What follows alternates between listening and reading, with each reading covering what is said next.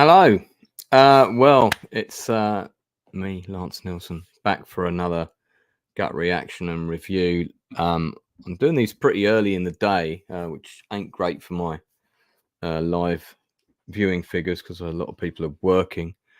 But I like to do them straight away. I like to do my gut reaction reviews as fast as possible after I've seen something, or eager beaver reviews, as my friend Danny would call them. My Outcasts hoodie is a little unstraight there. So,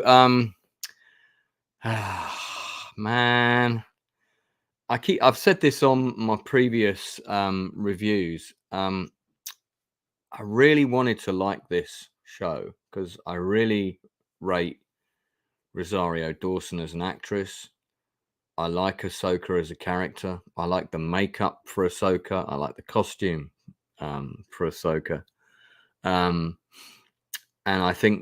And I'm also a fan of Rebels. I like Star Wars Rebels. I really like the animation in Rebels. I'm quite a fan of the Star Wars animation shows in general. The Bad Batch has been a pretty good show.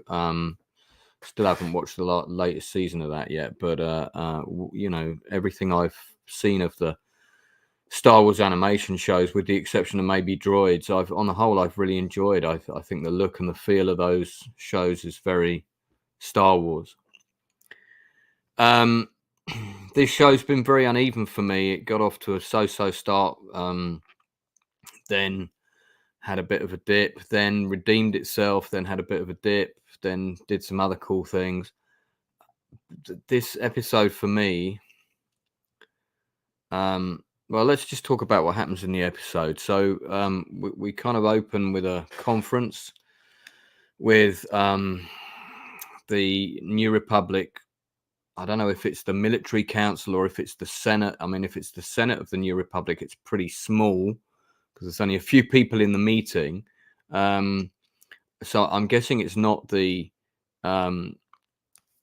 it's not the meeting of all the New Republic, which would be set up in a very similar fashion to what we see in the prequels. Hey, Retro, if you want to pop on, I know your show is pretty soon, but if you want to pop on for a quick chat, let me know and I'll send you the link for this. I don't think I'm going to be on as long as you. This episode, okay, so we have this meeting scene. I'm going to come back to what I think about that scene in a minute.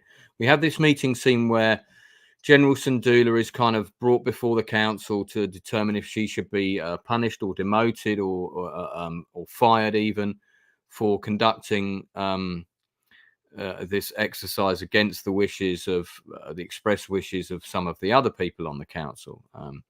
Then C-3PO turns up with a magical escape letter or a absentee notice from Princess Leia saying, hey, it's all good because I authorized this mission, so she wasn't actually acting against any orders. I'm going to see if I can bring Retro in for this because I'd really love to discuss what I think about this episode with somebody else on the stream. So let's see if we can get comms with the Retro space station. Anyway, so we have that scene. Then we cut back to the planet, the name of which escapes my current memory. And we're back with the bad guys. And we cut between the bad guys, Grand Admiral Thrawn, plotting, etc. We cut from that to Ezra and Sabine and the Snail people. Again, I forget what they're called. On their Snail wagon train, trundling very slowly across the landscape with no particular directional objective in mind, other than they're just traveling, I guess, to evade Thrawn's forces. Now, the landscape of this planet is pretty barren. There's not a lot of forest and that kind of thing. And you know, so I really don't think it would be very difficult for Ezra to have been found by Thrawn up until now. It transpires in this episode that Ezra is actually pretty powerful with the Force. He can kind of flick people away with a gesture of the hand, pretty quick. Retro, by the way, I've sent you the link. It's in your Twitter inbox. So Thrawn then sort of, he's already dispatched Ray Stevenson's character, Bow. Oh man, let me get the IMDb list up here, because I need refreshing on a few things, character names and that sort of thing. Okay, we've got Retro in the house. Going to bring you in just a second. I think we're going to be on radio communication only with Retro. I think the video comms to Retro space station are currently under repair, following an attack from Grand Admiral Thrawn. So yeah, and then, you know, Ray Stevenson's character is sort of tracking these guys along with his apprentice, Baylan Skull. That's right, Baylan Skull, with Shin Haiti. Unusual names in this show, by the way. And you know, and then a fight ensues. Meanwhile, the space whales arrive with Ahsoka. They come under attack. Ahsoka is forced to hide in the debris. A fight ensues. Ahsoka goes down to the planet to assist. A fight ensues. And in the meantime, Thrawn gets his stuff and is about to try and escape. That's the gist of the episode, okay? Let me bring in Retro. Come in, Retro. Hello, how are you? Space station comms are operable, but video comms are down due to the fact that you're having your coffee and donuts, as I understand. No, we've got some solar flares over here, so okay, all right. Interrupting. Good. I'm in the far reaches, so yeah, I felt like I was in the far reaches when I watched this episode. on all kinds of levels, man. So I want to go through this in order, okay? And I know you've got your own stream in about an hour, something like that. Yeah. All right. Well, I probably won't go on as long as that, so we should be all right to wrap this up before you have to go and do your own stream. And so first of all, our opening scene is this council scene, right? Mm-hmm. And it's a little unclear to me if this is specifically a war council or if this is supposed to represent the Senate as it currently stands. If it's supposed to because this takes place how many years after Return of the Jedi? Are we clear on that? Is it 5 or 10 or? I think it's supposed to be 9 years. I'm not exactly correct on that. All I know is that Ben Solo is 4 years old. Okay, cool. All right. Yeah. So yeah. Okay. So it's probably 9 or 10 years. So it's unclear to me if this is a council that's specific to military matters, or if this is actually the sort of the key Senate council. I'm a little confused on that, because if it's go on. Yeah, it's a little small, right? So I would think this is like high council members that are dealing with this in I don't know, did you see the movie Oppenheimer? Yeah. Well, it's sort of like a council like that, where they're just kind of a few people in a room to deal with this specific problem. I mean, it would have been nice to know that too, but we're guessing. So, let's say that it's a high level council, in which case that kind of undermines the democracy of the New Republic. We've already got secret councils within councils, which is already, not what they're supposed to be about. So I have an issue with that. If it's a military council that's pertaining to military matters, which is more realistic, that's then probably what is this guy doing on that council, trying to influence decisions? The guy who I don't know his character name, Senator Kiyono. Okay. Oh, sorry. I'm sorry. Ziono. Senator Siona. Okay, well, he's amazing in this. I hate him so much, but it's like at least you have some kind of emotion towards this person. Yeah, I mean, he's played by Nelson Lee. Great job. He was in a series called Stargirl, which actually a friend of mine was in. He was also in the TV series of Blade. He was in the Mulan film. Yeah, he's excellent. Yeah, he's not a bad actor. I think his character is and he's doing fine with what he's got, but I think his character is completely one-dimensional. He's just there to cause problems. We don't know anything more about him or his motivations for saying, "Oh, these are just rumors. Why should we allocate resources?" Yeah.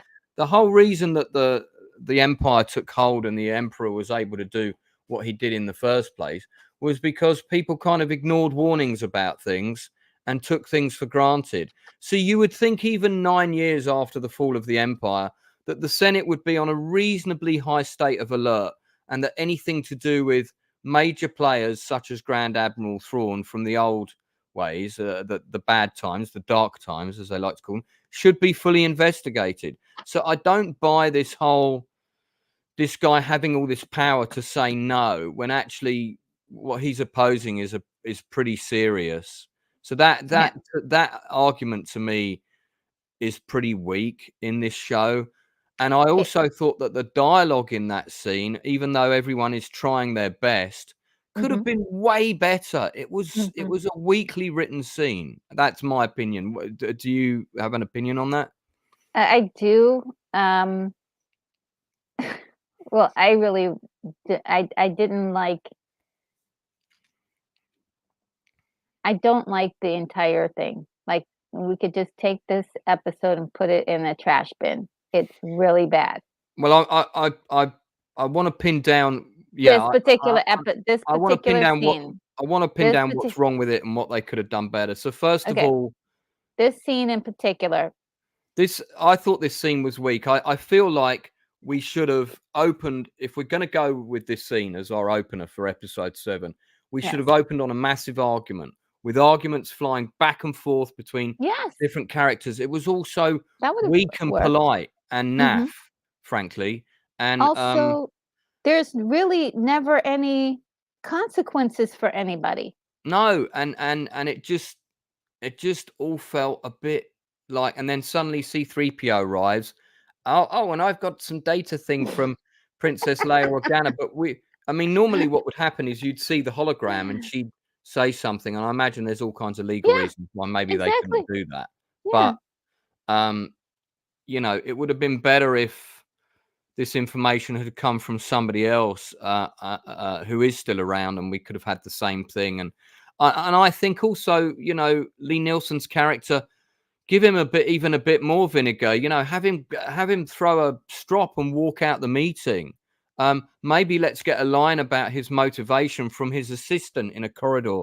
Maybe he's up to no good, but he just feels like he's there for the sake of it, just to be the argument and to cause a bit of drama. And I just don't feel that motivation is very well put. Also, Captain Carson Teva, who's this X-Wing pilot, he's kind of there as well, but he's decoration at this point. Like, this is a great character from other episodes on other shows that has not been utilized. No, here he is. He's basically the average guy. And he's got a lot to risk. He probably has a family. They don't go into any of that. Like, whoa, he's just decoration.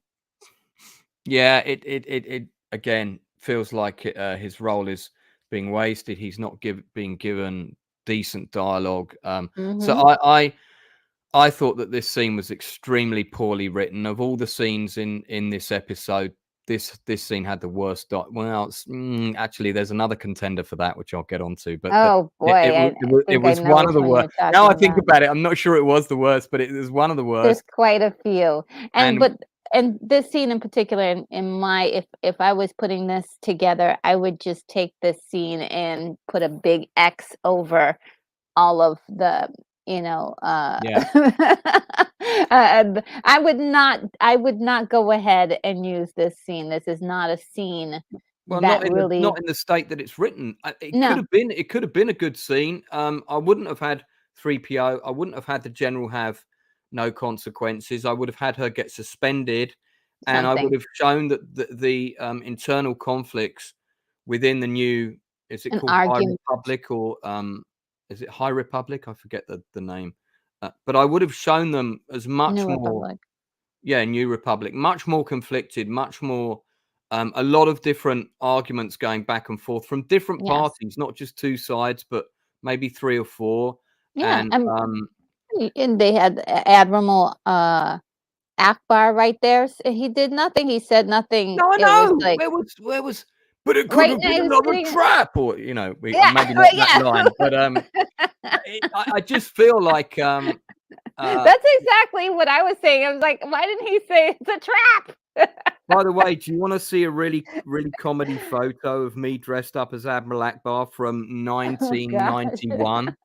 I've got to show you this. Hold on. I don't think I have it as a separate file, so I'm going to have to hold it up to the screen here. Yeah, here we go. So I've actually removed the mask and put it on my head at this point. Hang on, I'm just going to spotlight myself. So there you go. Oh man. And I'll show you the purpose for that picture. Actually, if you look in the bottom of the frame, oh, hang on, the light is a bit horrible now. You can see, oh, damn, hold on. Let me get this lit up a bit better. You can see that there's, see the spaceships at the bottom? Oh, yeah. Mm-hmm. Right. Well, this was for a game at a games convention called Salute. This is an overhead picture that my dad took of this. This is the space battle from Return of the Jedi. And if you look in that photo, you can see there's a massive Rebel cruiser and a 6-foot model of a Superstar Destroyer. Mm-hmm. Me and my dad built that. Oh, wow. Yeah. And then to the left, there's me as Admiral Akbar. Anyway, that's a slight little side story that we'll talk about that another time, and I'll get the files laid up so people can see them properly. So that scene for me was a complete write-off. Okay, so then we move into, I think our next scene is with the Snail wagon train. And Sabine and whilst I don't mind these creatures, and Star Wars has always had kind of, cute little creatures, and they would have been perfectly fine. But I still have this big problem with, like, one of the big plot holes for me was Ezra always just seems to have been just down the road for like he's just over the hill over there. Well, we haven't been able to find him, but he's really just down there. Oh my God. So this whole plot of kind of releasing Sabine to find him, and then that's how they're going to locate him, all seems like a bit of a nonsense, where he could have actually been located at any time. I think it would have been better if there had been just one line from Thrawn saying, all it would have needed to have been is, because I don't think he's Thrawn's priority. They just seem to be trapped on the same planet. But I think what we needed was a line from Thrawn at some point saying, well, we tried to capture him before, and look how many men it cost us. It's not a good use of our resources chasing, Mr. Bridge around the hills. We just needed like some kind of line to imply that he's actually now really powerful, which he is. And Thrawn hasn't been able to capture him, and it's cost him men, and he hasn't got many men. That's been emphasized. Their resources are minimal. Yeah. So I just feel like that whole sort of plot has more holes in it than a piece of Swiss cheese. So too. I agree 100%. I mean, and that stems from last episode, right? This is holdover from last episode that's bleeding into this one. And basically what I had said last week was that we got a whole planet, right? We got a huge planet that you've got to find one person.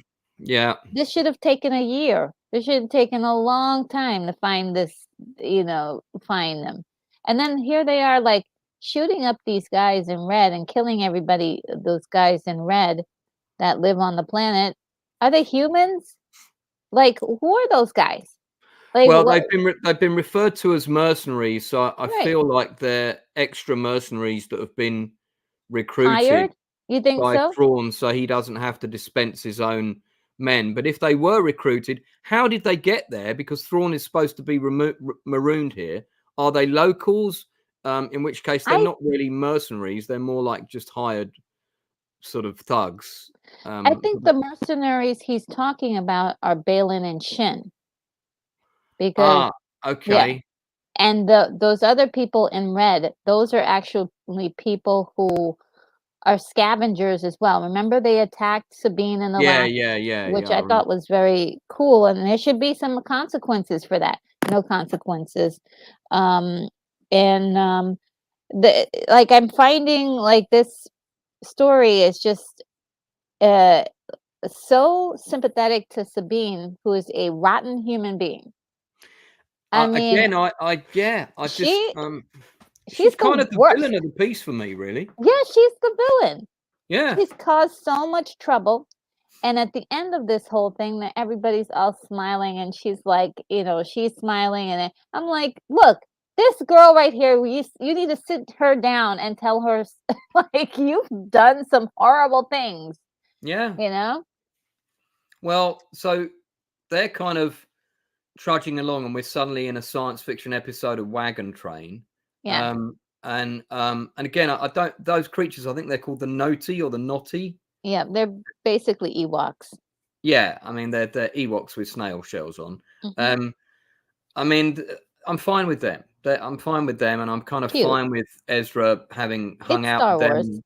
Yeah, that feels very Star Wars to me. Yeah. And I quite liked the design of their little ships, and I did feel. I don't know whether you felt this, but as soon as that cut to that scene, the line that came straight into my head was, "Nobody goes off trail and nobody travels alone," from the Lord of the Rings TV show. And I felt like we were sort of almost in Half-Foot territory in the sense that, he's teamed up with this kind of local group of wanderers. And I guess that's part of their culture, that they don't stay in one place for very long, which is why it's good for him to hang out with them. But I mean, there's no explanation of how they bonded with this human and decided to become so good. Stupid.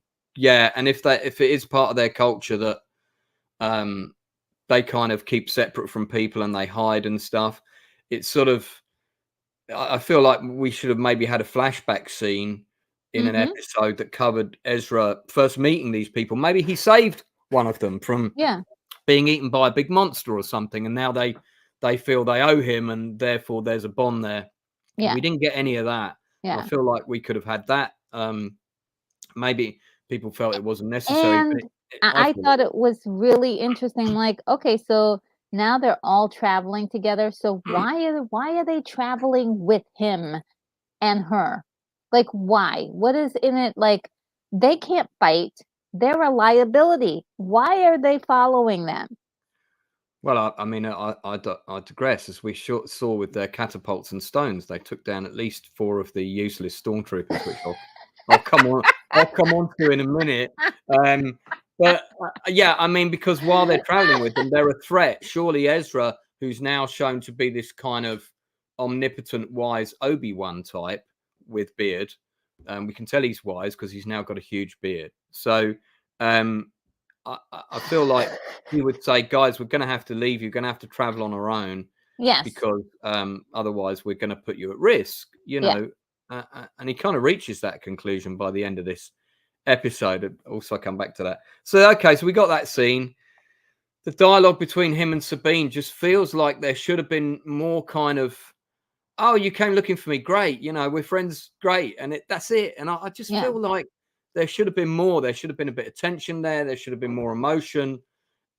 Most reunions are tearful, and I just sort of feel that the reunion between them was a bit naff. So lame. Yeah. There's another reunion we're going to come on to. Okay, so we got that scene. Then we cut back to Thrawn, I think, and there's discussion of allocation of resources.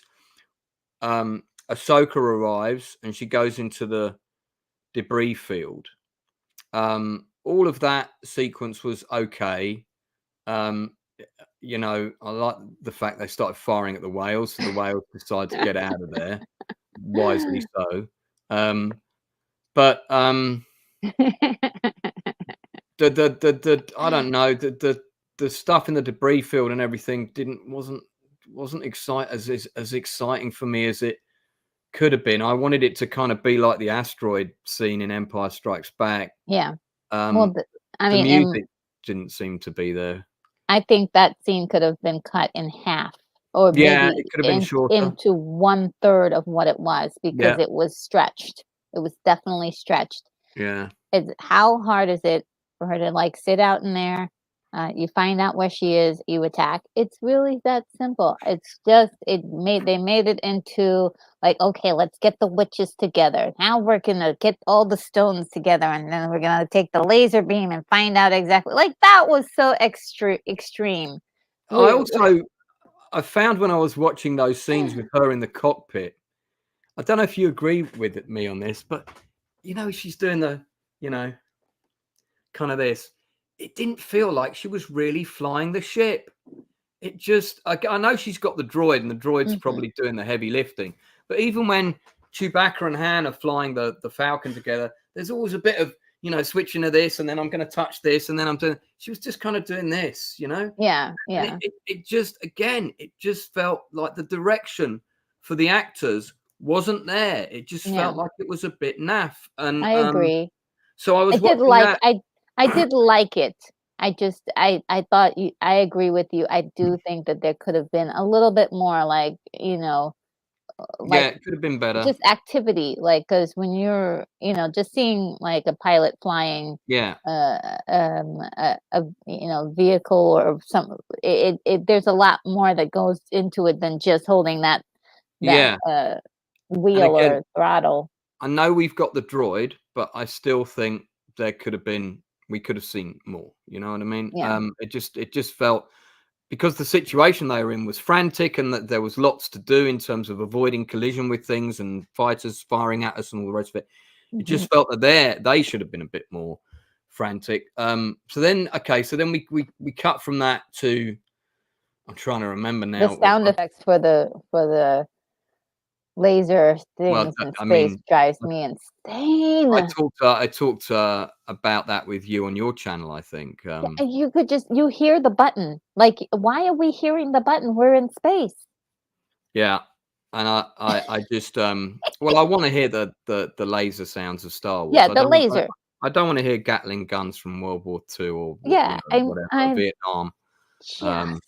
It just that for me, I mean, it's a minor niggle, and if the plot had been really great, that would have been like, you know, that kind of don't like that, but I'll let that go. But it's just another thing that just feels inconsistent with the Star Wars universe. There's also some pretty crap dialogue between Ahsoka and the droid as well. The droid gets all the best lines. Tennant gets he does. The best lines. He does. Yeah. And usually, I mean, the banter between them was a little bit. It was a little bit more present in the episode. Yeah, I liked it actually. And Ahsoka that was the best for me with them. That was the best dialogue in the episode, was between the two of them. But there were also occasionally, even with those scenes, there was the odd line that I was like, "Oh, that could have been better," you know. So then we're back down on the planet again, and we're with Thrawn, and it's kind of, he's starting to allocate resources to the attack. He sends. So disappointed by Thrawn. You know, I said on my last episode, my jury on Thrawn was out, and I was waiting to see what they were doing with him. I don't think that there's anything wrong with the actor. No, I personally think the plot with him and the dialogue with him just isn't working. And his uniform also does look a bit shit. I don't have a problem with Thrawn being played by a heavy actor. This is many years later. It's not like Thrawn, you know, an exercise regime for Thrawn would have been at the forefront of his mind if he's dealing with all these other problems. He could have got a bit bulkier and all the rest of it. But I just think, yeah, you know, but he probably would have, I just think he should have had a slightly different costume, or something that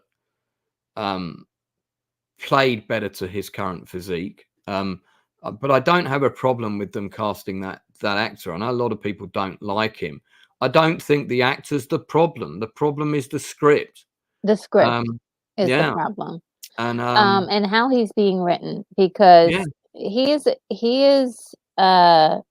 Now, a lot of people are comparing this to the way he was written in Rebels, and they're comparing everything to the way, like, oh, these characters are exactly from the show. And I'm like, okay, you have to understand the animation is way different than live action.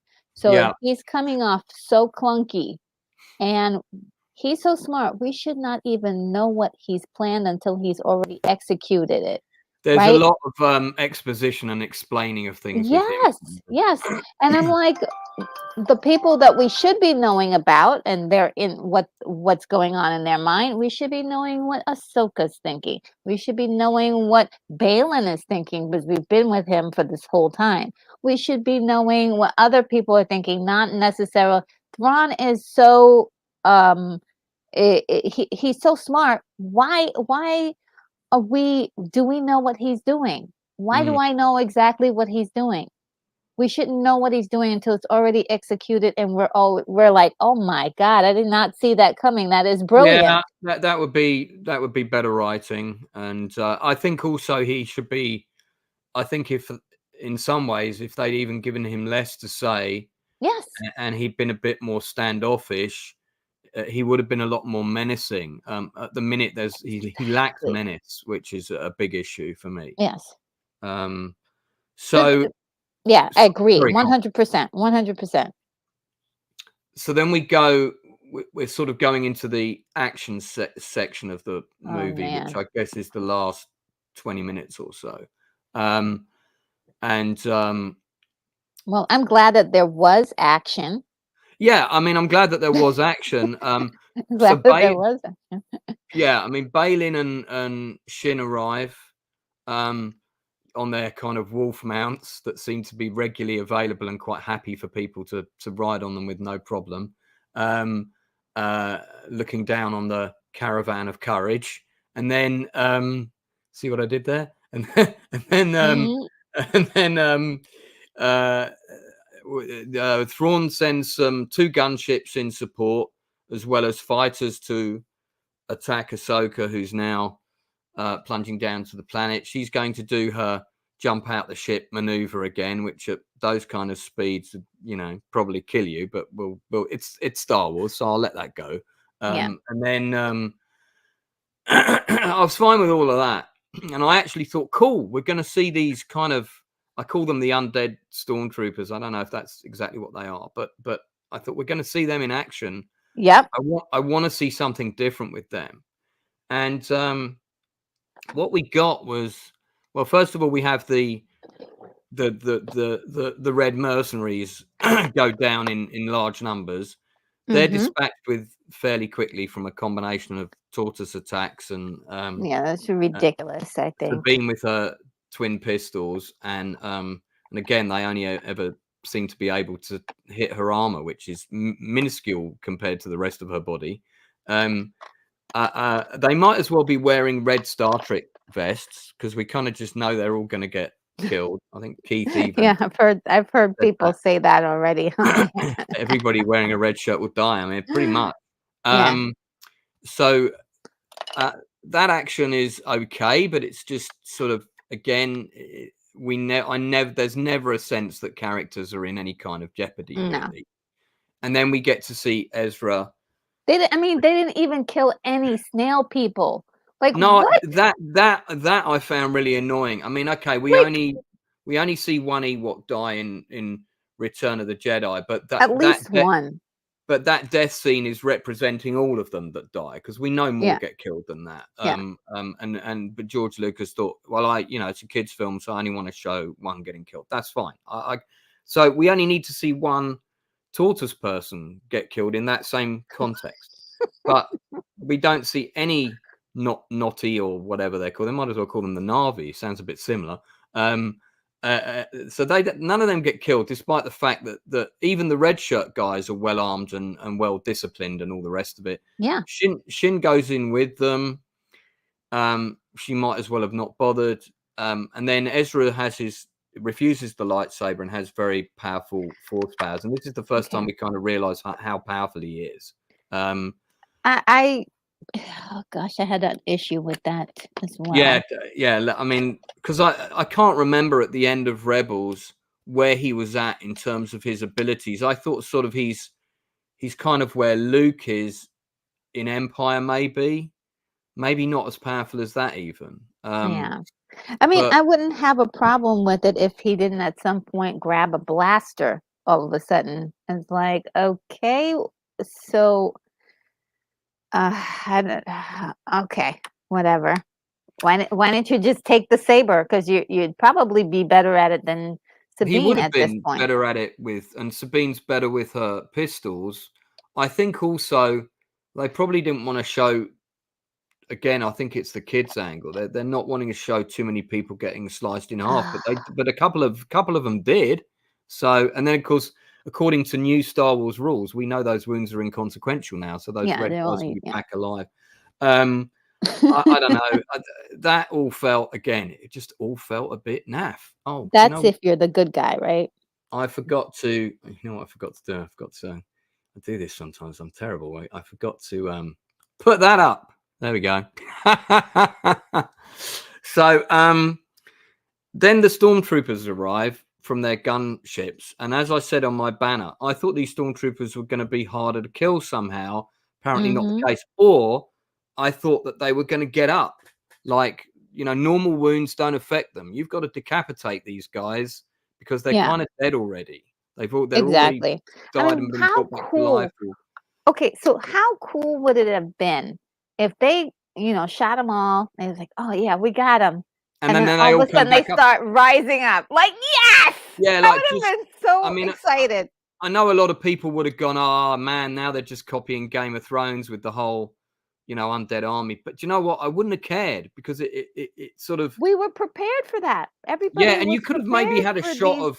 Well, actually, that would have been very Game of Thrones. You could have had Thrawn on a hill kind of, doing it from a distance or something, but that would have been very Game of Thrones. But I wouldn't need to... They should have just come back to life and carried on attacking. Loads of the Snail people get killed. The good guys are forced to retreat, but then Thrawn says, pull them out because we're ready to go. We got what we need. He has to conserve resources. Climactic end to episode 7.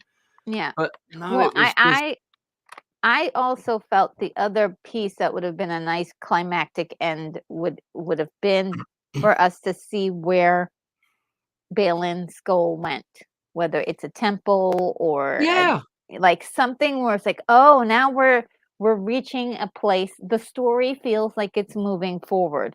Right now, it just feels like, oh, we're right in the middle of something. I quite enjoyed the fight between her and Baylan. It was, very Crouching Tiger, Hidden Dragon. Yeah. Which I didn't mind. And I don't know if you noticed, they even had that sort of Oriental music. So you had that kind of Asian cinema tone. And that fight was kind of okay. Again, not amazing, but it was fine. But then I kind of enjoyed the first fight between them a lot more. The first fight was better because the stakes felt higher, and and there was dialogue, there was taunting, and it was more dramatic. And now it's just it felt a little dry. The dialogue between them was a bit naff. It was felt there could have been more there. Yeah. And I did like how she escaped. I was like, oh, okay, cute. Yeah, the ship kind of came down and all the rest of it, but then, okay, she's only escaped just down there to the fight just down there. I know, right? Baylan couldn't have followed her and continued fighting because that's what he was there to do. Yes. So it's not like she's escaped and got in her ship and shot off. She's just escaped just over there, like 50 meters away. And Baylan for me in this episode went down a lot of notches. He was on a pedestal before. I thought, well, my goodness, he's incredible. But I just couldn't wrap my mind around him abandoning Shinhati the way he did. Yeah, And well, I mean, I suppose maybe he's kind of, I mean, he's got this weirdness about him where we don't quite know everything, which I like. I no, don't want to yeah, be told everything. I no, want to find out some things later. So he's got this almost like preordained destiny that he's seen it and he knows what his role is, and that's where they're going to part ways.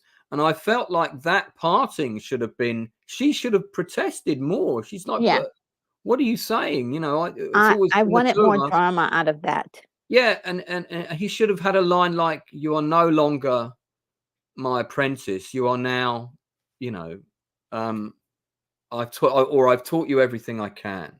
And you know, now you will become your own master, and one day you will have an apprentice." Maybe we didn't have time for all of that, but that could have been a conversation Oh, they were we having on had the plenty way. of time.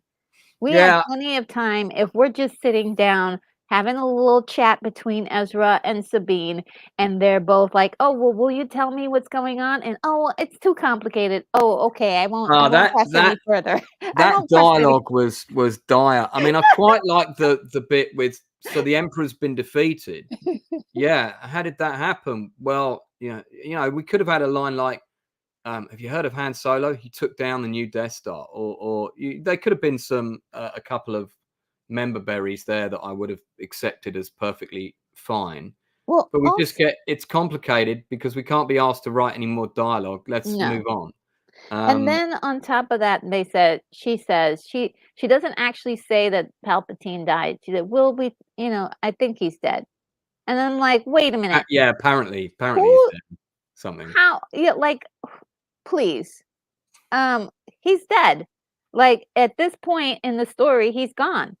Yeah, So yeah. why are we pretending that characters knew that he was going to come back? Yeah, Because this is really a rewrite of history. I'm really upset about that. yeah. It's Keith has asked, "How can you get fat in space? Don't they all just drink red milk replacement shakes?" Which I think that's what Retro drinks. That's why she's so uber slim. Yeah. Okay. So then the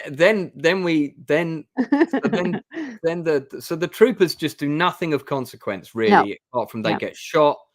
No Snail people die, which I think was really crap as well. Some of them Yeah. definitely would have got killed. I know they all kind of, I mean, if they all actually just, he said, right, get inside, don't come out, then okay, none of them get killed.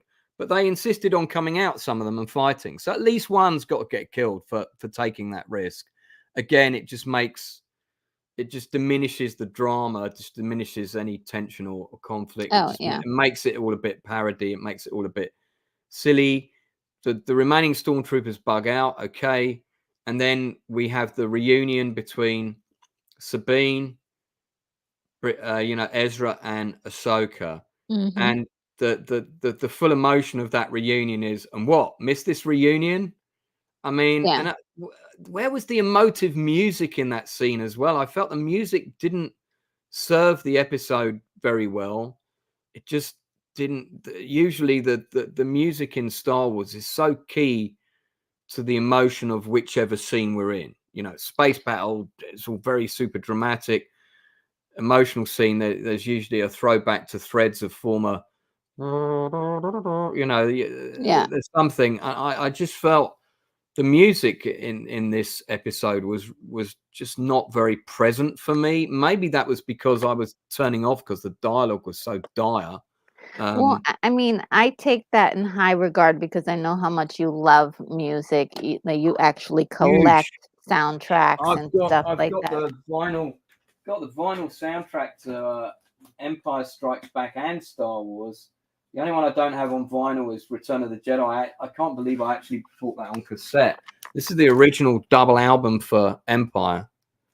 And Oh wow! yeah, I mean this is worth a lot of money, I believe. And I can't believe that I nearly got rid of these. And this is the original double for Star Wars.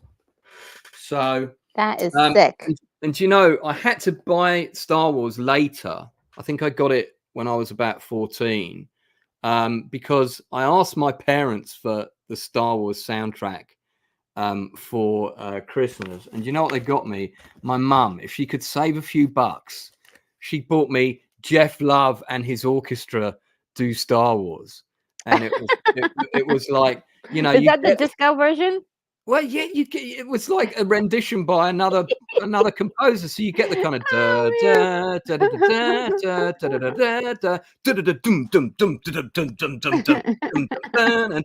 was like, what the fuck's this, Mom? Yeah, I know. It was like, I was like, Mum, John Williams, you know, he's the composer. Look for the one that says, oh, well, we saw that. We thought that was the one you wanted. Yeah, right. You saw the two of them.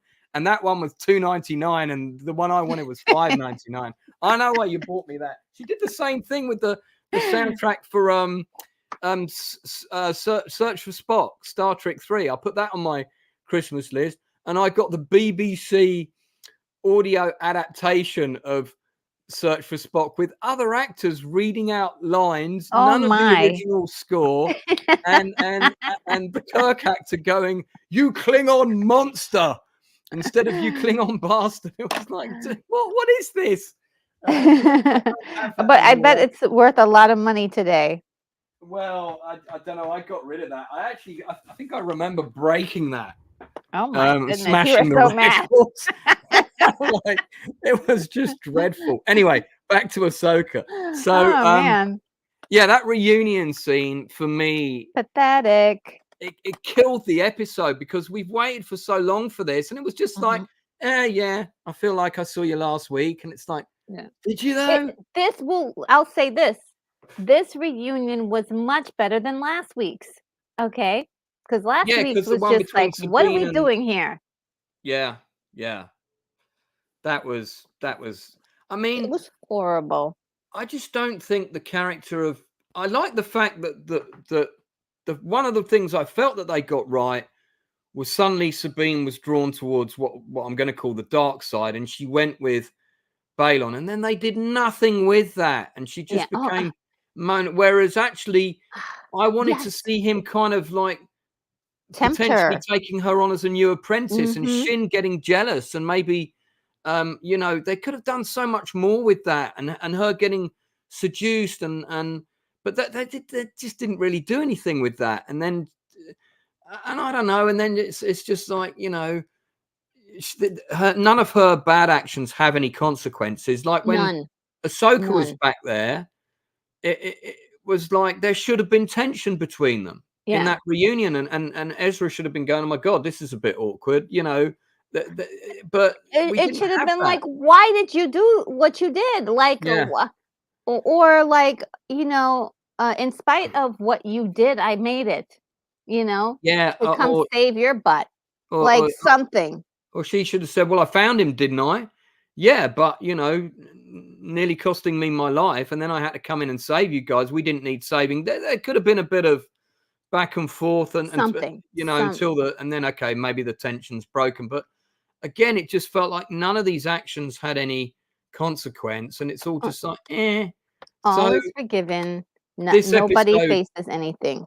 After last week's episode, which had some things in it I liked, I was prepared for this week's episode to potentially blow me away and maybe save the show.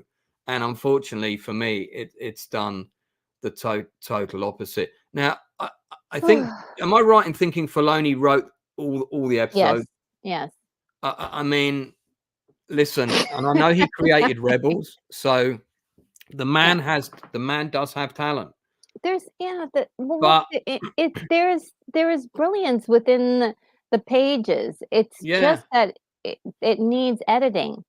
It needs editing. It needs some substantial rewrites. I could write better than this in my sleep. I could have written this episode in a day, because I can write 22 pages a day when I'm on fire. And, and if I was writing an episode of Star Wars, I would definitely be on fire, because I'd be so pumped and excited to get it right, and make sure it feels, looks, and sounds like Star Wars. Yeah. Unfortunately, when something sounds like crap and looks like crap, probably is crap, I just can't.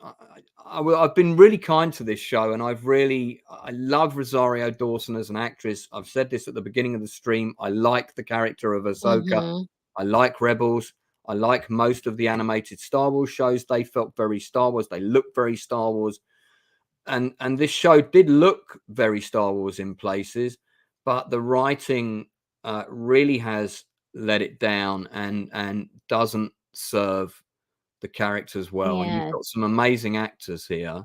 Yeah, they really are good. Yeah, so this episode for me, probably a 4 out of 10, and I'm being generous. Wow. I think I'm trying to recall my ratings now. I think the opening episode, I think I gave it 6.5, 7. I went 1 down on episode 2. I went 1 up on episode 3, 4. I can't remember now. But anyway, you can watch my other videos to see I've been rating as I've been going along. But this one for me it's just there's too much that's wrong with it. The opening scene is really poor, very poor drama, very poor writing. Some of the actions of the characters don't make sense. That I like that actor, but his character is too one-dimensional. We need to know, even if we just had a short scene about his motivation, would have been a lot more interesting. The fact that this military council, I'm going to call it, because it's not the whole Senate, it's a council within a council, is so quick to dismiss rumors about the imperial activity when the information is coming from respected characters within former rebellion circles. For me, really undermines the story. I don't believe they would be so dismissive. These are people that have gone through a massive war that lasted a very long time. And imperial elements are still out there. It's been proven. They already have proof that these elements are out there because of various agents that have popped up and done things. So that does suggest a larger plan at work. So, of course, you would investigate every lead. You'd investigate every lead. So I just, a lot of that, wasn't really working for me. Hang on, there's a couple of comments here in the chat. John Osachuk, what a cool name. And John, welcome to the channel. I'm not sure if you've seen my chat before. Thank you for popping on the Outcasts Creative. The struggle for most people is the requirement to have seen Rebels to understand what is happening. Filoni is definitely operating like he assumes the audience watched the show. I agree with that. Yes. I have seen Rebels, and if I hadn't, I'd be asking myself all kinds of questions about why is this character doing this? Why is this character doing this? And I do think that the show has to work on its own merits and easily could have done. So I think that's a fair criticism. Jacob Ironside, I don't need a lightsaber. The Force is my ally. This show is a bunch of Filoni.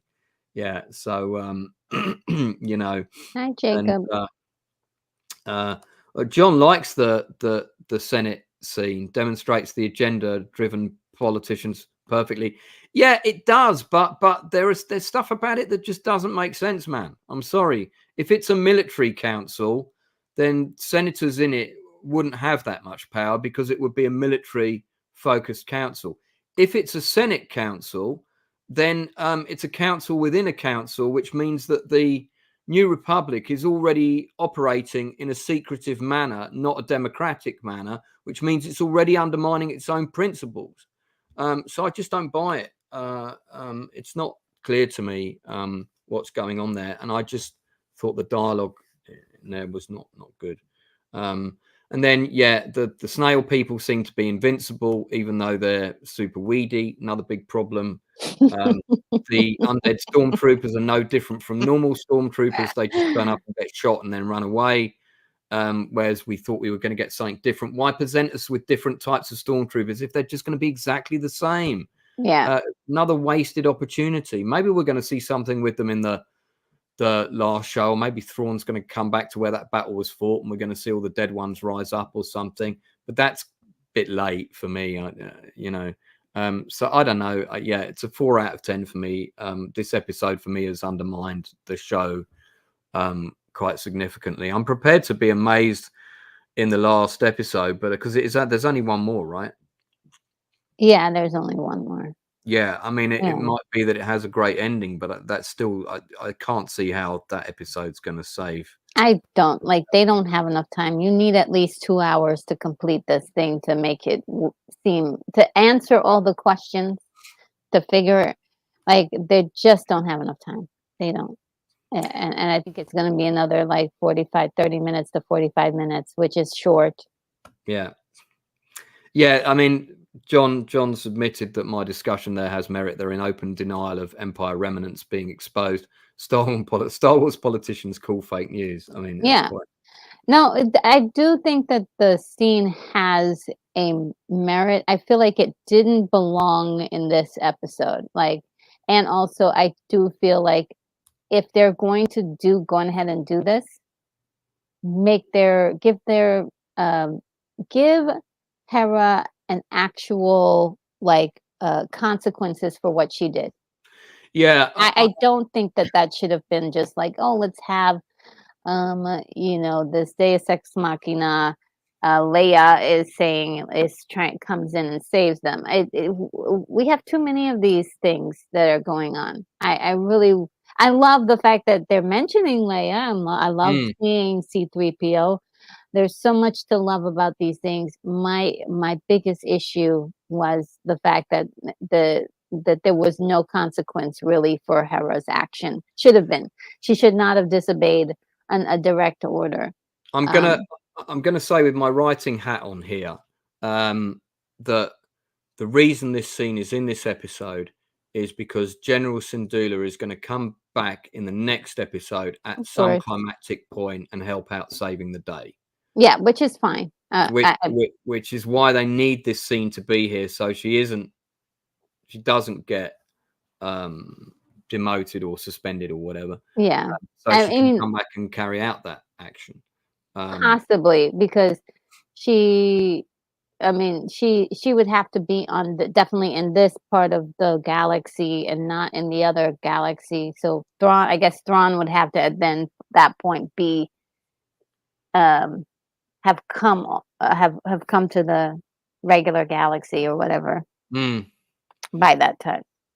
Keith is suggesting that me and you should take over the writing of no Disney problem. Star Wars script. I'm not sure I'd want that job. I have a feeling there would be too many cooks. Yeah. Whatever script Retro and I came up with would probably not be the one that would end up on the screen. But then... But yes, I agree, though. There is a reason for that scene that I do like, which is describing the problems that are going on within the New Republic, that they have, also we experienced that in Mando season 3 as well. So they just can't, and they even mention Mando season 3 in this. So it's sort of like carrying over the same premise. Yeah, we know that the New Republic has a lot of former Imperial remnants inside of it, and that are working, and definitely Senator Ziono is definitely one of them. He is suspect number 1 at this point. Yeah, I mean, I think he's got an Imperial-led agenda for sure. I mean, definitely bad guy of the week. One other thing I want to address before we wrap this up, because I know you've got your own show to get to, plus you and I have got to work out if we can fix my YouTube identification again, which has been rejected again. I don't know. I don't know how. I mean, my friend says I need to put lights either side of my passport and do this very lit up image. So I might be sending you another one to crop for me. But somebody said to me that this whole show is setting up a movie that's an Ahsoka a movie, right? I didn't know that, actually. Oh yeah, it's setting up a movie. At this point, it's going to be years before we see that movie. And then some people were saying that we might be getting a second season of Ahsoka, which is I'm like, why bother? Let's just get into the movie. But the movie is supposed to be Mandoverse, like sort of a Mandoverse movie with all of these characters kind of coming together to fight this one big bad. Princess Fiona is the reason for that scene. Bad writing needs more bad writing to fix bad writing. Yes, smart. Yes. You know, until you've got me there. So true, princess. Well, okay, I have a few issues with that. So first of all, this reeks of bad planning again, because the biggest problem with the sequel trilogy was that there wasn't a big meeting where the key showrunners, producers, whatever, you know, the key people, Kathleen Kennedy and the like, sat down and said, this is the plot for the 3 films. I was absolutely incredulous to discover that no such meeting took place. Nothing. We did the first reboot. They gave it to Rian Johnson, the second film, and said, do what you want with it. Yeah. And he did what he wanted with it. You know, I would expect to come as a director on one the biggest cinema franchise of history, to come in on the second movie and be told, okay, look, you can do a few things, but this is what's going to happen to Leia. This is what's happening with Luke. And by the way, this is what's going to happen in the third film that you're not directing, or maybe you are. So we've got to keep, not like, you know, let's go and do a whole casino side quest for 45 minutes and also have the slowest space chase in history. So this reeks of poor planning again in that same regard. Like, because if this was written and we know we're having a movie, there would be a very cohesive structure set up for show into movie, straight into movie. Now, it may be that that's been delayed because of the actors' strike. I don't know. But if we're getting wishy-washy, well, now maybe we're going to do a second season. And that's not written yet, of course. We don't know what that's going to be. But you can guarantee it'll be a lot of filler. Because if presumably the feature film has been written already, I would have thought so.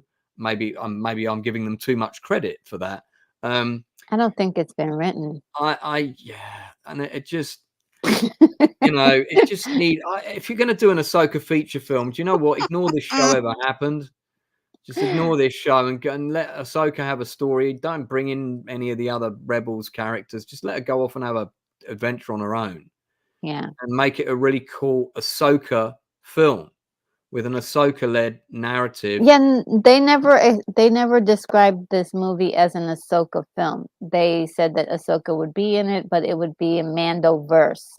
Right. So that's how they described this movie. Like, okay, so this is setting up for a feature film that's only partially connected to this storyline, and it's going to do something else. I mean, that to me also reeks of naffness. I'm sorry, but I think I need it is, and look, a lot of these films that they talked about having, they don't even have scripts for it, which is kind of the backward way to do things. Don't you write a script first and then approve it and give it the red, you know, the green light? This is the big problem with this, and because I also found out recently that the Ant-Man Quantumverse movie, which I haven't watched it because I turned off Marvel a long time ago. That's written by a first-time screenwriter.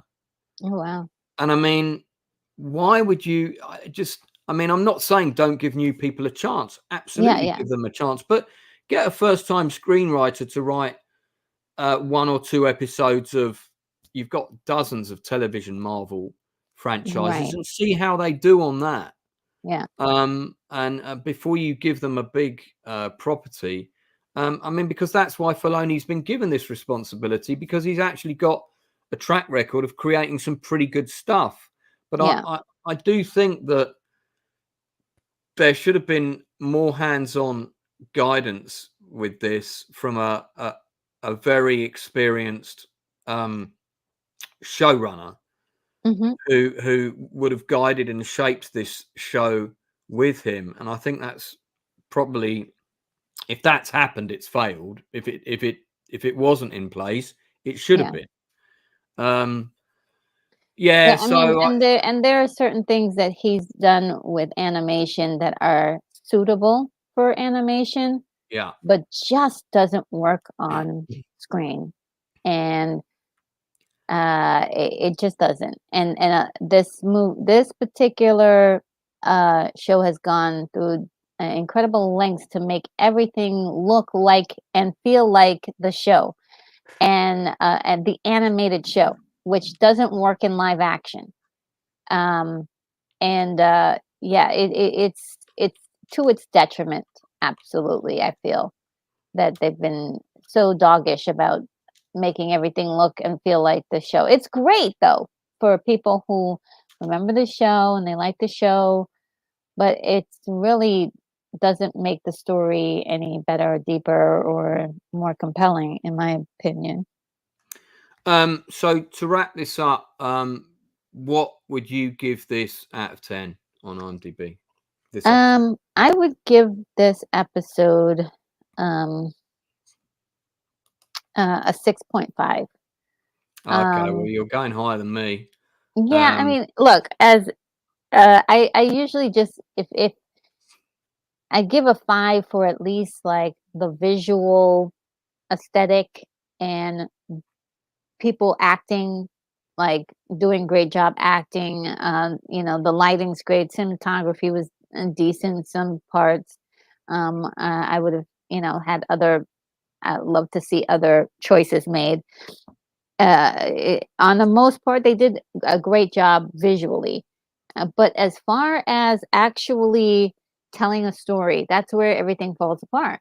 And that's why it doesn't get a 10, it doesn't get a 9, it doesn't get an 8, it gets a 6.5, which is really low for me because I like to give out free points.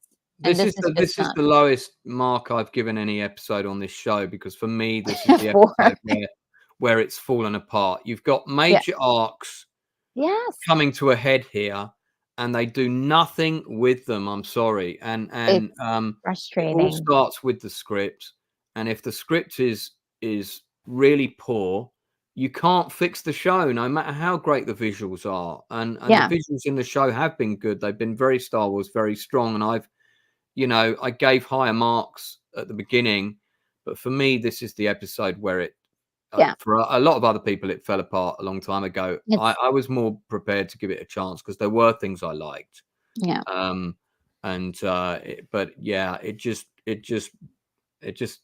It was the Titanic on this one. No matter how they shuffle the chairs, it's still going down. Yeah, it absolutely. And episode 8 really has a lot of heavy lifting to do. It just is like you've got to answer so many questions and not leave us hanging for years. Yeah. So before we wrap this up, I'm going to do the thing that Retro always forgets to do when I'm on her channel, which is promote your other things that you've got coming out and also the other things that I'm doing. So I've got sorry, had to say that. I've got Freeway Fighter. I'm going to be playing this at 5 o'clock. So I've got another stream today. In fact, I'm keeping myself extremely busy today, and people who are good friends of mine will know why that is.